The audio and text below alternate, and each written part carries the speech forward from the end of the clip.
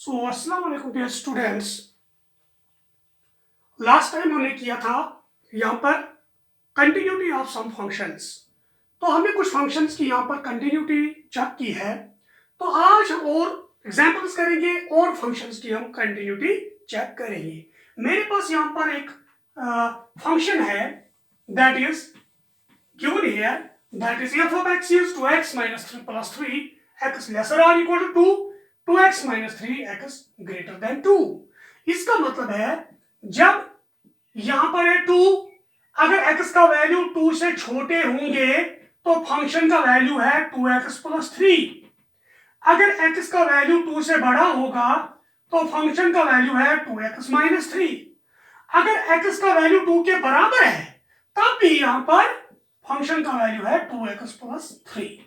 वो सारे पॉइंट्स जो 2 से बड़े हैं, वो सारे रियल नंबर जो 2 से बड़े हैं उस पर वैल्यू है फंक्शन का 2x minus 3। वो सारे रियल नंबर जो 2 से छोटे हैं उस पर फंक्शन का वैल्यू है 2x plus 3। तो 2 पे वैल्यू है 2x plus 3 है। ठीक है, तो मुझे चेक करनी है यहां पर इसकी कंटिन्यूटी। मैं क्या करूंगा, मैं इसका डोमेन लूंगा।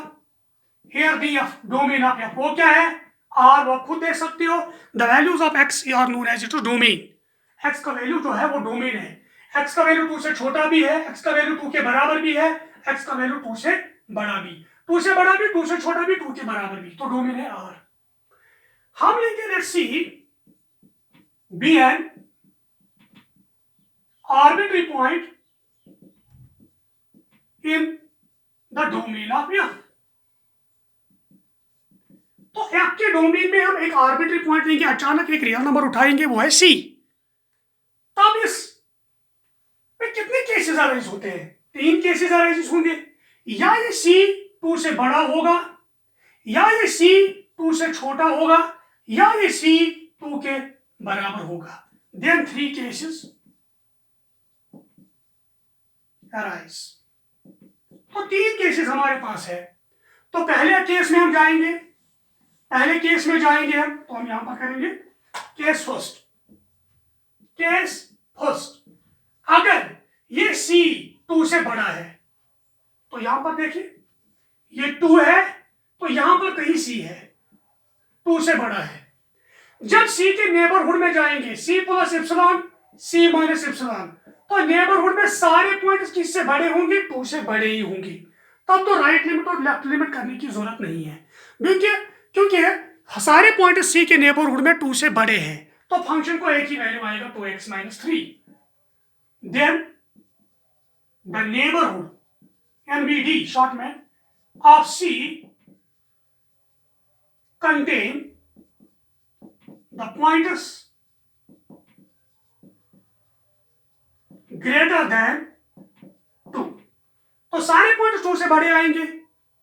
Therefore limit x tends to c f of x, तो आएगा limit x tends to c f of x का वैल्यू क्या है जब x टेंड करेगा c को। अब x टेंड करेगा c को नेबरहुड में, चाहे राइट से चाहे लेफ्ट से, लेकिन सारे वैल्यू 2 से बड़े हैं, तो फंक्शन का वैल्यू है 2x minus 3। तो आएगा 2 into c minus 3 x tends to c। तो हमारे पास वैल्यू है 2c minus 3। Also f of c हम करेंगे, तो f of c निकालेंगे। f of x का वैल्यू है c, लेकिन c किससे बड़ा है? 2 से बड़ा है। जब c 2 से बड़ा है तो फंक्शन का वैल्यू 2x minus 3, तो आएगा 2c minus 3। Here limit x tends to c f of x is equal to f of c। तो limit at c is equal to value of the function at c। So f of x is continuous। So f of x is continuous at c। तो continuous जब c पे है, लेकिन c 2 से बड़ा है, but c is greater than 2। therefore f of x is continuous at all points greater than 2। जो भी नंबर 2 से बड़ा होगा उस पर फंक्शन कंटिन्यूअस है। हो गया ये वाला, ये पोर्शन खत्म। जो 2 से बड़े हैं। अब कौन केस नंबर सेकंड, जो 2 से छोटे हैं। अब हम आएंगे केस सेकंड पे। अब हम आएंगे केस सेकंड पे।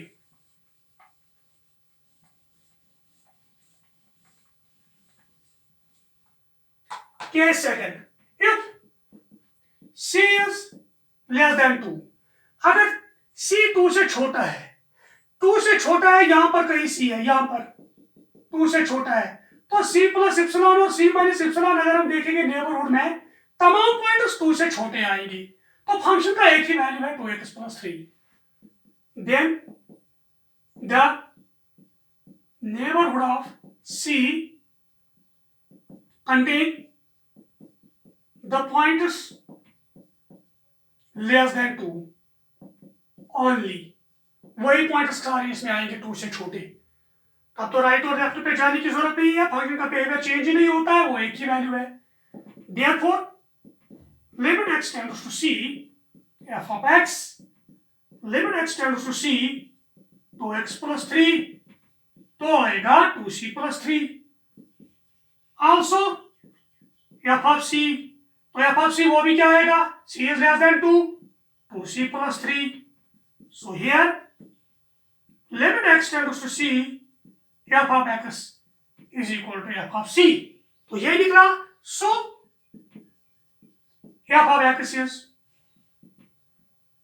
continuous at c less than 2, उन तमाम नंबर्स पर जो 2 से छोटे हैं। जब 2 से छोटे तमाम नंबर्स पे कंटिन्यूअस है तब तो यहां पर निकला है, तो फंक्शन जो है वो ग्रेटर देन 2 पे भी कंटिन्यूअस है, वो लेस देन 2 पे भी कंटिन्यूअस है।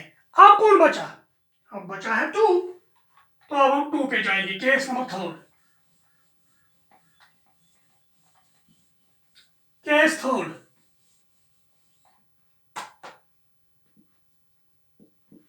Case third, if c is equal to 2, अब यहां पर c 2 के बराबर है, तो यहां पर नेबरहुड देंगे 2 plus epsilon that is c plus epsilon, c minus epsilon that is 2 minus epsilon.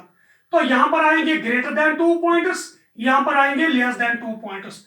तो नेबरहुड में 2 से छोटे भी पॉइंट्स आएंगे, 2 से बड़े पॉइंट्स भी आएंगे, तो इसका मतलब है फंक्शन ने बिहेवियर चेंज किया। राइट साइड में 2 से बड़े पर, तो यहां पर एक वैल्यू है, 2 से छोटे पर और एक वैल्यू है, तब हमें जाना है राइट लिमिट और लेफ्ट लिमिट पे। Then the neighborhood of c is equal to 2 contain the pointers less than 2 and also the pointers greater than 2। तो नेबरहुड में पॉइंट्स आते हैं लेस देन 2 भी और ग्रेटर देन 2 भी। Therefore, right hand limit x tends to c f of x that is c plus, limit x tends to, लेकिन c तो 2 के बराबर है, that is 2 plus f of x, limit x tends to 2, 2 plus extend करता है 2 right side की तरफ, तो ग्रेटर देन 2x के वैल्यू है, ग्रेटर देन 2 पे क्या है 2x minus 3, ग्रेटर देन 2 पे है 2x minus 3, तो वैल्यू निकलेगा 2 into 2 minus 3, 4 minus 3 equal to 1। Left hand limit x tends to c minus f of x, limit x tends to 2 minus f of x, limit x tends to 2, 2 minus means less than 2, less than 2 पे value क्या है 2x plus 3, 2 into 2 plus 3, 4 plus 3 is 7। Also f of c means f of 2 जब equal to 2 है तब भी आएगा 2 into 2 plus 3 that is equal to 7। So limit here, right hand limit is not equal to left hand limit। right hand limit मेरे पास आया है 1, left hand limit मेरे पास क्या है 7, that is limit x tends to c f of x does not exist। does not exist. That is, limit x tends to 2, f of x does not exist. तो हमें limit ही exist नहीं होता है. जब limit exist ही नहीं होता है तो कंटिन्यूटी कहाँ आएगी? तो नहीं, कभी नहीं आएगी. तो लिमिट जब एग्जिस्ट नहीं होगा यहाँ पर तो वैल्यू कुछ भी होगा, जो भी होगा सो भी होगा, लेकिन लिमिट ही एग्जिस्ट नहीं होगा. इसका मतलब है जो मेरे पास ये फंक्शन थी ये कंटिन्यूअस नहीं है 2 पर, तो it is discontinuous at 2. So the function was continuous at greater than 2, at less than 2, but not equal to 2. तो इसके ग्राफ में जो ब्रेक आएगा, जो जंप आएगा, वो 2 पे आएगा. सो ऐसे चेक करते हैं कंटिन्यूटी ऑफ ए फंक्शन. लेकिन अहम चीज आपको यहाँ क्या पता चला है? कंटिन्यूटी के लिए पहले क्या एग्जिस्ट जरूरी होना चाहिए? लिमिट एग्जिस्ट जरूरी होना चाहिए. सो इसका मतलब है आप नोट भी कर सकते हो यहां पर, know the necessary condition for a function to be continuous is that its limit must exist at that point. At a point. उस पॉइंट पे जरूरी इसका लिमिट एग्जिस्ट होना चाहिए. So the necessary condition for a function to be continuous at a point is that its limit must exist at that point. उस point पे जरूरी limit exist होना चाहिए. जब लिमिट ही एग्जिस्ट नहीं होगा यहां पर तो वैल्यू के बराबर कहां होगा? तब तो फंक्शन डिसकंटिन्यूअस है. सो अगर एक फंक्शन यहां पर हमारे पास है, उसको कंटिन्यूअस हमें दिखाना है, तो पहले क्या दिखाना है? पहले उसका लिमिट जरूर से जरूर एग्जिस्ट होना चाहिए. एग्जिस्ट मतलब क्या हो? उसका वैल्यू फाइनाइट होना चाहिए. Right limit is equal to left limit is equal to finite value. ये जरूरी होना चाहिए, तभी हम इसकी कंटिन्यूटी चेक कर सकते हैं. तो अगर लिमिट ही नहीं एग्जिस्ट होगा तब तो फंक्शन हमारे पास कंटिन्यूअस नहीं है, तब तो वैल्यू के बराबर कहाँ आएगी? सो इसीलिए the necessary condition is not sufficient. It is necessary condition for a function to be continuous is that limit must exist at that point. उस पॉइंट पे लिमिट जरूरी एग्जिस्ट होना चाहिए. तो ये जरूरी अहम चीज है. Is a necessary condition for a function to be continuous. ये था क्वेश्चन, हमने इस पे किया है कंटिन्यूटी चेक. कैसे कंटिन्यूटी चेक करते हैं, कैसे केसेस अराइजेस होते हैं, डिफरेंट केसेस. तो बाकी क्वेश्चंस भी इसी तरीके से आप कर सकते हो, आसानी से कर सकते हो. सो और एक क्वेश्चन हम यहां पर करेंगे, और एक क्वेश्चन हम सॉल्व करने की कोशिश करेंगे. हमारे पास क्वेश्चन है if f of x is equal to mod x divided by x, x not equal to 0, it is equal to 0, x is equal to 0. तो इस क्वेश्चन को हम आसानी से करने की कोशिश करेंगे. यहां पर क्वेश्चन हमारे पास है जो भी नॉन जीरो वैल्यू x का है उस पे है mod x by x 0 पे 0 है. ये हम करेंगे. पहले कोशिश करेंगे इसको हम खोलने की कोशिश करेंगे. यहां पर हम इसको खोलेंगे. नॉट इक्वल टू 0 में दो चीजें आती हैं. नॉट इक्वल टू 0 में भी है greater than 0, not equal to 0 में भी है लेस देन 0 भी. नॉट इक्वल टू 0 मतलब ट्रू, ग्रेटर देन 0 तो less than 0. Got two case अगर x इज ग्रेटर देन 0, जब x ग्रेटर देन 0 होगा तो mod x का वैल्यू है x डिवाइडेड बाय तो अपना x, तो ये 1 के बराबर है. जब x 0 से छोटा होगा तो mod x का वैल्यू है minus x divided by x, तो ये -1 है. तो अपना x है और 0 पे 0 है, और 0 पे 0 है, 0 पे 0 है. तो तीन चीजें मेरे पास आई है. एक है 1 जब x ग्रेटर देन 0 है, दूसरा है -1 जब x 0 से छोटा है, तीसरा है 0 जब x 0 के बराबर है. तो ये मेरे पास फंक्शन है, ये मेरे पास फंक्शन है. इस फंक्शन का नाम आपको पता है, पढ़ा है आपने चैप्टर नंबर 2 में, that is a signum function. That is a signum function. तो सिग्नम फंक्शन जो है तमाम पॉजिटिव पे 1, तमाम नेगेटिव पे -1, 0 पे 0. इसका ग्राफ भी हमने उस टाइम डाला है. इसका ग्राफ उस तरीके का आता है, इस तरीके का आता है. इसका मतलब है इसका ग्राफ जो है वो 0 पे जंप करता है, 0 पे जंप करता है, 0 पे इसका ग्राफ कट होता है. बाकी कहीं नहीं, बाकी कंटिन्यूअस, ये भी कंटिन्यूअस, ये भी कंटिन्यूअस, जीरो पे जंप। तो इसका मतलब है ये फंक्शन जो है ये डिसकंटिन्यूअस एट जीरो है, ये फंक्शन डिसकंटिन्यूअस एट जीरो है। तो आसानी से कर सकते हो, ये तो जबानी आपने किया, जीरो पे डिसकंटिन्यूअस है आसानी से। तो जब ये जीरो पे डिसकंटिन्यूअस है, प्रूव करना है जीरो पे डिसकंटिन्यूअस है या एग्जामिन द कंटिन्यूटी, कहां डिसकंटिन्यूअस निकलेगी, कहां कंटिन्यूअस होगी। ये सारे पॉइंट इस पे कंटिन्यूअस होगी रियल नंबर्स पे एक्सेप्ट जीरो पे। तो हम यहां पर इसको करने की कोशिश करेंगे। तो देख लीजिए आप, तो मैं यहां लिखूंगा इस फंक्शन को। आप ये फंक्शन मेरे पास क्या आई है, 1 x greater than 0, -1 x less than 0, 0 x is equal to 0। तो ये मैंने इसको सॉल्व किया इस फंक्शन को, ये मेरे पास आई है। अब मैं लिखूंगा इसका डोमेन। बताओ डोमेन, डोमेन जो है वो है 0 से बड़े, 0 से छोटे, 0 के बराबर। 0 को बढ़ती, 0 को लाती, 0 बराबर की, मतलब वो डोमेन इज आर। सो इसका डोमेन आर है। Domain is the set of real numbers, ठीक है। अब मैं इसके डोमेन में आर्बिट्री पॉइंट लूंगा। Let C be an arbitrary point in the domain of F. F के डोमेन में हमने आर्बिट्री पॉइंट सी लिया है यहां पर। देन तब इसमें कितने केसेस अराइज होंगे, ये सी यहां पर कहीं डोमेन में है, कहीं पे भी है।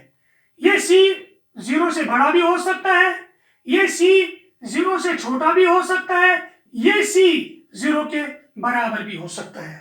तब तो कितने केसेस अराइज हुए, 3 केसेस अराइज हुए हैं फिर से। 0 के बराबर भी, 0 से बड़ा भी, 0 से छोटा भी। Then 3 cases arise. तो हमारे पास 3 केसेस आए हैं। केस फर्स्ट, अगर c 0 से बड़ा है, जब ये c 0 से बड़ा है, ये 0 है, ये कहीं c है, तब c के नेबरहुड में c plus epsilon, c minus epsilon में तमाम पॉइंट्स 0 से बड़े आएंगे। Then the neighbourhood of c contain the points greater than 0।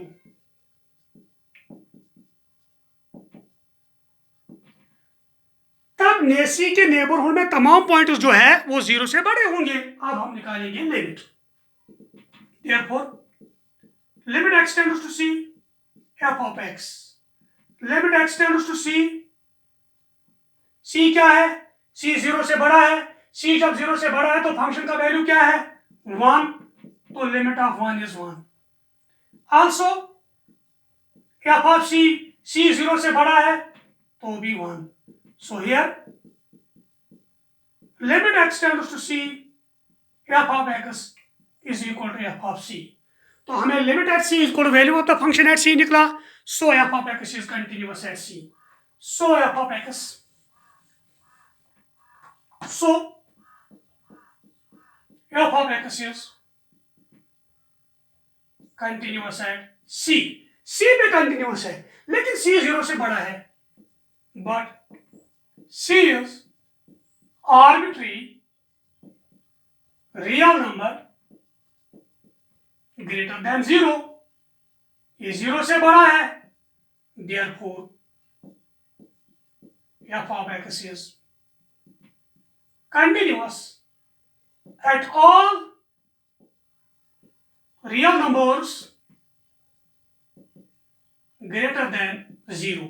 तब ये तमाम रियल नंबर्स पे कंटिन्यूअस है जो 0 से बड़े हैं। तो एक केस हमारा हुआ है क्लियर। अब हम जाएंगे दूसरे केस पर। अब हम जाएंगे दूसरे केस पर। केस सेकंड, केस सेकंड, अगर c 0 से छोटा है, यह है 0, तो यहां पर कहीं c है, c इज लेस देन 0, तो यहां पर है c प्लस इप्सिलॉन और c माइनस इप्सिलॉन। इस नेबरहुड में तमाम पॉइंट 0 से छोटे आएंगे। Then the neighbourhood of c contain the point is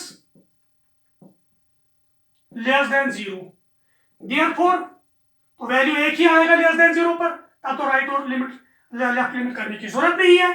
limit x tends to c f of x, limit x tends to c, c तो 0 से छोटा है, -1, तो -1 आया है limit. Also f of c, तो c 0 से छोटा है, that is -1, so here limit x tends to c, f of x is equal to f of c. So function is continuous at c, but c is arbitrary real number less than 0. लेकिन c arbitrary real number है 0 से छोटा, so the function is continuous at all real numbers less than 0. तो greater than 0 पे भी continuous, अभी मैंने बोला ग्राफ में greater than 0 पे भी continuous, less than 0 पे भी continuous। अब बचा कौन? बचा 0, अब तो खाली 0 बचा, that is case number 3rd।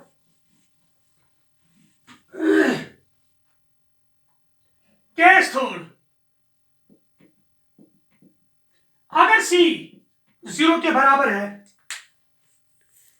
अगर c 0 के बराबर है तो यहां पर देख लीजिए ये 0 है, 0 c, तो यह है c प्लस इप्सिलॉन, तो यह c माइनस इप्सिलॉन, तो यहां पर इस राइट साइड में ग्रेटर देन 0 आएगा, लेफ्ट साइड में ग्रेटर लेस देन 0 आएगी, तब तो नेबरहुड में ग्रेटर देन 0 भी पॉइंट्स आएंगे, लेस देन 0 भी पॉइंट्स आएंगे। तो हमें क्या करना है, हमें right as well as left limit लेना है। Then the neighbourhood of C contain the pointers less than 0 and also the pointers greater than 0। देख लीजिए c और c प्लस इप्सिलॉन के दरमियान, दैट मीन्स 0 और 0 प्लस इप्सिलॉन के दरमियान पॉइंट्स है ग्रेटर देन 0, 0 और 0 माइनस इप्सिलॉन के दरमियान है पॉइंट्स लेस देन 0।